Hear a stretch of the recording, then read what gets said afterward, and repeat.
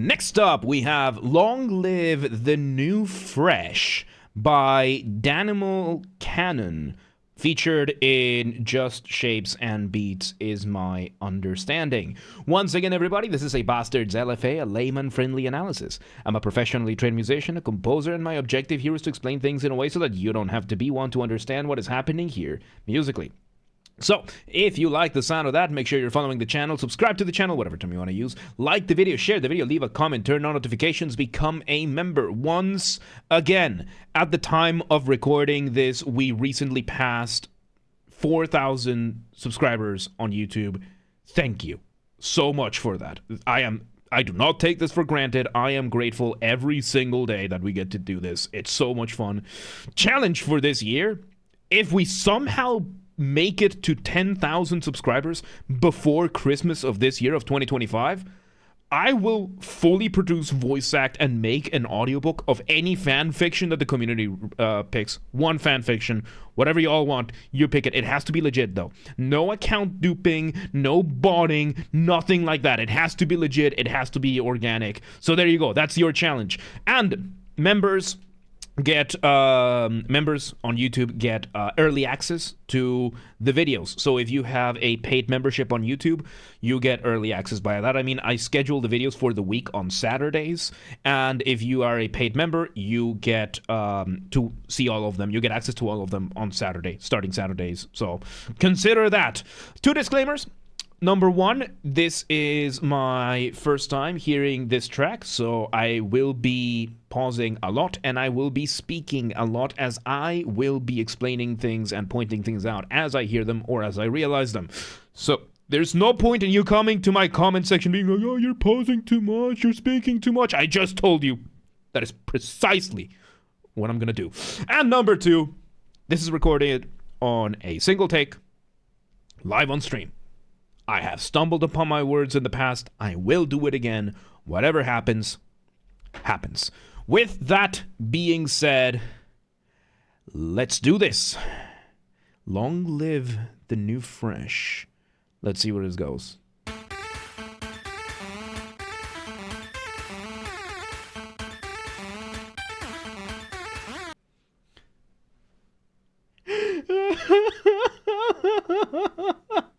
Okay, so we start with a retro synth chiptune kind of thing, giving us these just really fun rhythm with our initial motif. Motif being the smallest version of your musical idea, the seed, the essence from which everything else comes from. Very well emulated from the early days of these. And hey, Charlie is a chair. It's a chair. No. All right. So, yes, we have this, and we're having two layers of it, I think. One of them is giving us rhythm, and the other one giving us the melody. So, let's see where this goes. Another layer. Okay, so it sounds like the actual melody was our motif, and the initial one, the first bit we heard there, that was our accompaniment. So, yeah, it adds up. Let's see where it goes.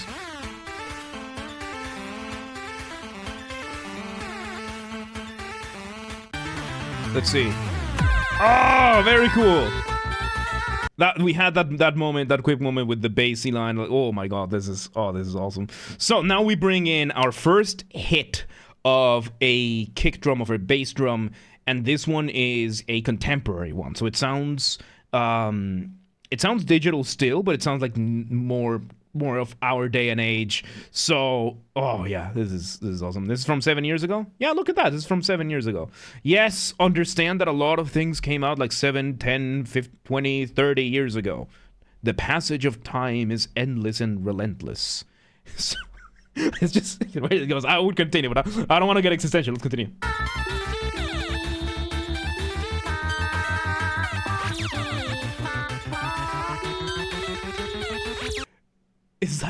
Is that what's it called? A Vocaloid? That sounds like a Vocaloid in the background. It sounds like a Vocaloid in the background. This is awesome.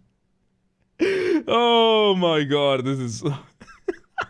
So yeah, now we get the vocal layer on this. My god, this is great. Let's see where it goes. Oh, some triplets there to accelerate things. Ooh. Okay, so yeah, that sounded like Hatsune Miku. Very cool. Very, very cool. So yeah, now we bring in the actual beat. Then we bring in the accompaniment that we had before. I'm just trying to piece things together in my head. We bring the accompaniment that we had before, but now we take it from the chiptune to a more contemporary synth. There are still elements of the chiptune, so I think it might still be there in the background. But other than that, yeah, we're basically just giving a new version, a new instrument to the things, to the melody. That's it. And yeah, we have the melody. Let's see where it goes.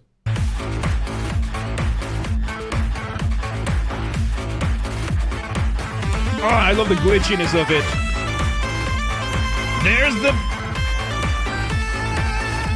And we have a call and response panned. Oh my god, this is awesome. Okay, so we bring back the chiptune, we bring back the retro sounds.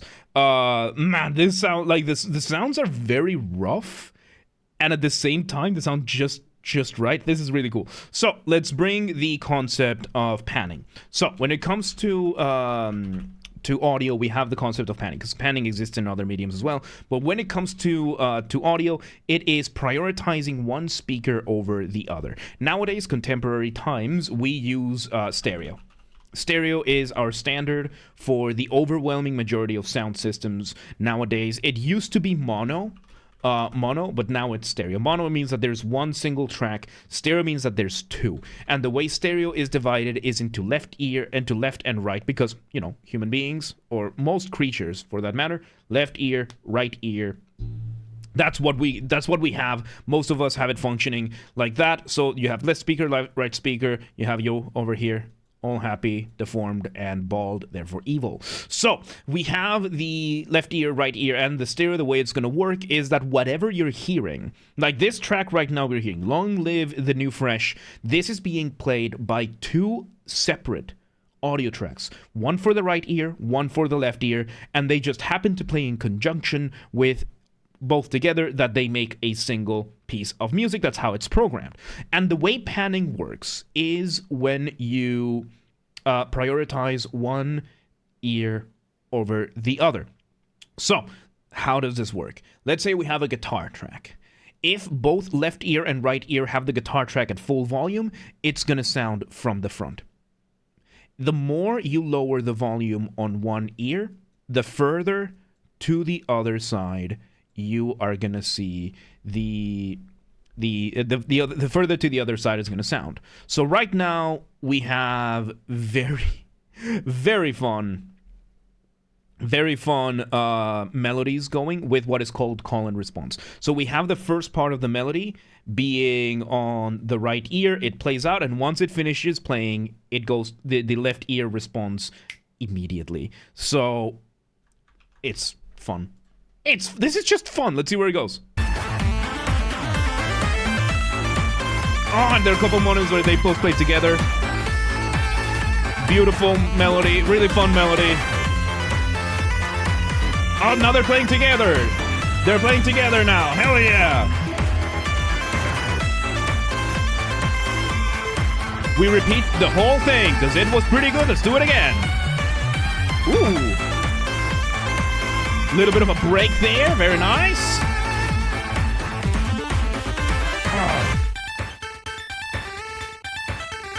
Oh, hell yeah. Why is fade outs not it for me? Because it's lazy. Unless you have the restraints that people used to have in the 1980s for the first Nintendo Entertainment System, where you didn't have enough space in the memory to be able to put a full track, finish your music. It basically it's just that. That's it. The reason I don't like fade outs is because it shows that the composer did not finish whatever composition that was. And I consider that to be lazy. Finish your music. There are so many simple ways to just end a piece. Even if it's something that would loop indefinitely, you can just finish it. You can do one last hit of the drums. You can do one last beat. There are so many ways. There are so many simple ways to end a piece. Fading it out is just lazy. It's just lazy. And it takes away, and it's detrimental to the music itself. It is, yeah. What if it loops, then fades out, so the whole song completed before the fade out? Then that's different. That's a fade away. Because that's when you're just letting whatever last remnants of it, you're just letting the energy dissipate. That's separate. But a fade out is you're in the middle of like the chorus of a song, and it's just repeating over and over, and it just lowers the volume. That is a fade out. That is a fade out. It just shows that the song was not finished. And I find that lazy. I find that very lazy. It takes away from the music, because now I know that you didn't finish it, and you know you didn't finish it. Your producer knows that it's not finished. Your engineer, the entire team that might have worked on it knows, every single person knows it wasn't finished. Everyone knows you didn't finish the song. And I don't know, when it comes to music, having an ending, a story having an ending is just as important as it having a beginning. And every song, every piece of music tells its own story. So having it be incomplete is unacceptable, in my opinion. So, yeah. Anyway, let's continue with this. So now we bring back the chip tune to the start. So yeah, now we loop back to the start, doing what is called a recapitulation. Let me just write it over here. A recapitulation. And yeah, we're recapitulating the start of this track, and we're gonna see where it goes. Greenbeard, welcome to the How you doing?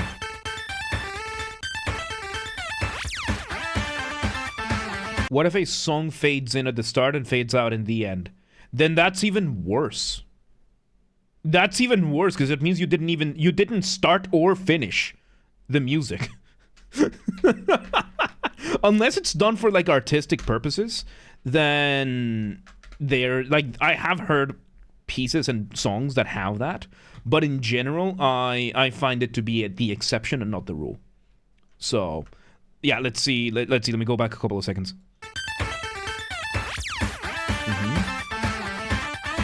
Yep, it sounds like we are going back to the same thing.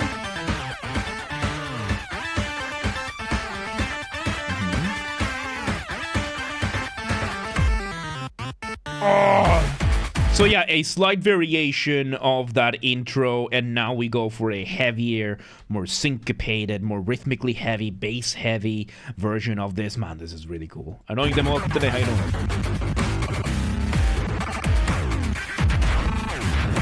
Oh, this is really cool. So we end up with a dropping off the beat, which I was not expecting this. I was not expecting this. So yeah, it's just fun. It's just fun. We're now getting these glitches in the bottom while the top stays in the chiptune, giving us this duality to the track. It's minor variations, just really fun. Let's see where it goes. Oh. And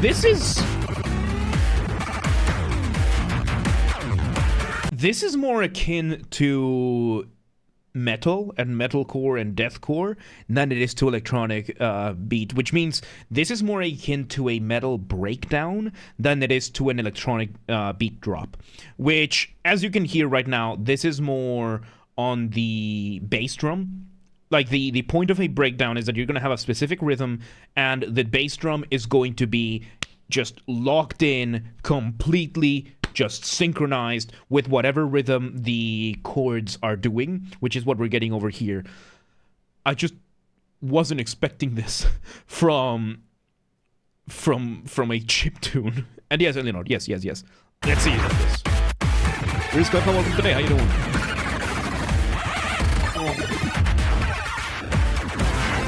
This is this is 1-to-1 what a breakdown sounds like. You just changed the instruments. It's just as heavy as most breakdowns would be.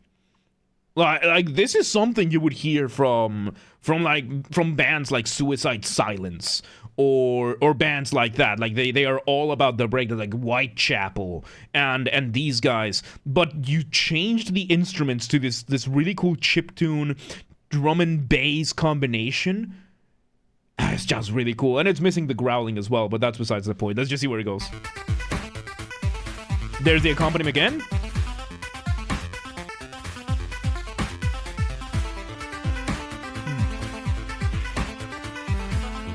Nico. Oh, now we get a new variation of the melody. Oh, this is a boss fight. There you go. And we bring a guitar solo to this part. Oh my god, dude, this is awesome. So, once again, when you're making music, you want to keep a very careful balance between what is familiar and what is new. Too much familiarity, too much of the same, too much repetition, you risk boring the listener. They tune out. Too much new material too quickly, you risk overwhelming the listener, they tune out. There is an exception, a universal exception, which is solos. You bring in a guitar solo, and that's it. You can do basically anything you want, and as long as it sounds cool, rule of cool overrides everything else. In electronic music, you also have dropping the beat, and in metal, you have breakdowns, which is pretty interesting considering we've done both over here, and it has allowed Danimal Canon to basically just do whatever he wants, and that's it. Let's see where it goes.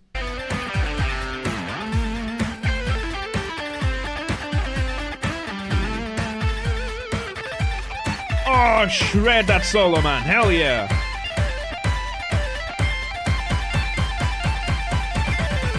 Ooh.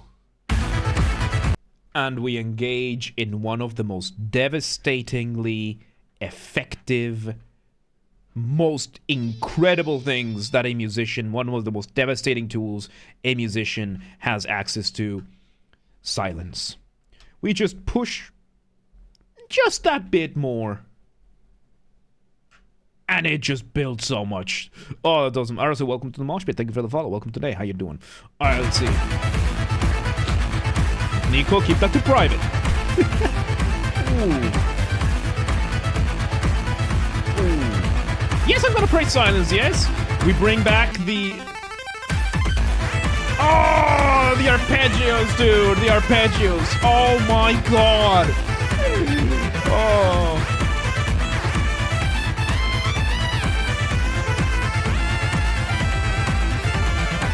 Oh, so now we're engaging in what is in metal. Like, this is a metal track done in chiptune. So in metal, you would just have the guitars do this kind of melody, and yeah, no, this is pretty much what you would get in heavy metal. The drums would be a little bit different, of course, but everything else here has been what you would get in metal.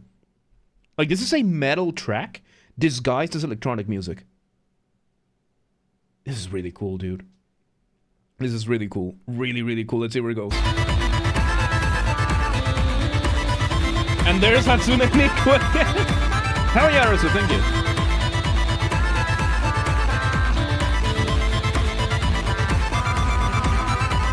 Oh, those arpeggios. Oh my god, it's really cool.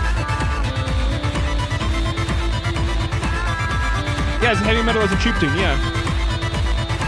We're getting a variation of the motif. We're getting a version of the melody using the Vocaloid. Oh my god. Oh my god, Nico, behave. Alright, let's see where this goes. And how are you gonna end this?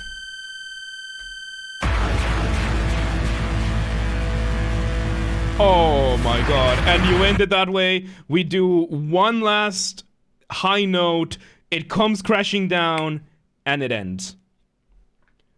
What a trip this was, dude. What a trip this was. A lot of fun. A lot of fun. There you go. That was Long Live the New Fresh by Danimal Canon, featured in Just Shapes and Beats. Once again, everybody, this has been a Basterd's LFA, a layman-friendly analysis. I'm a professionally trained musician and composer, and my objective here has been to explain things in a way so that you don't have to be one to understand what's happened here, musically. So, if you're watching this on the YouTube video archive thing, thank you for watching. Make sure you're following the channel, subscribe to the channel, whatever term you want to use. Like the video, share the video, leave a comment, turn on notifications, become a member. Once again, at the time of recording this, we just passed 4,000 subscribers on YouTube. I can't believe this, dude. Thank you, everybody, for being here. I appreciate it. I do not take this for granted. I'm grateful every day that we get to do this. Challenge, if we somehow make it to 10,000 subscribers before Christmas of this year, 2025, I will produce, fully act a what's it called? A fan fiction. A single fan fiction of the choice of the community. I'll just do it if it happens. It has to be legit. No botting, no duping, nothing like that. It has to be legit. It has to be organic. So if it happens, then we'll do that. And members get early access to the content. I schedule the videos for the week on Saturdays, and if you're a member, a paid member on YouTube, you get early. You get to see them all on Saturday. So yeah, there you go. There you go. Yes, if you want to listen to this without me interrupting every 3 seconds, I will be linking it in the description down below. If you want to request a song and you're not on the live stream, if you're on the live stream, do not request yet. And if you're not on the live stream, go to the Discord, link down below. Go to the LFA requests channel and follow the instructions on the pinned message. And if you want to catch these streams when they happen live, we aim for Monday through Friday, 6 p.m. Central European Time. If you're not in Europe, if you're not in Europe, that's fine. We have the full up-to-date schedule showing in your local time zone in the Discord and the Twitch, both linked down below. So if you're in, I don't know, Alberta, and you're like, oh, but what time is 6 p.m. in Hungary? I'm in Alberta. Then that's fine. That's fine. Just go to the Discord or the Twitch, and they both have the stream schedule showing in your local time zone. And follow the gaming channel, because I'm on YouTube. What else could I possibly have? Games are Basterd. That's where I put the video, the VOD recordings of our gaming after shows if they happen. Link down below, or just search for it on YouTube. Same username as James R. Basterd. Just swap the J for a G, and you got it. And there you go. Long Live the New Fresh by Danimal Canon. Absolutely wild. I loved it. Oh, so good. Oh, so good. But yeah, let's move on.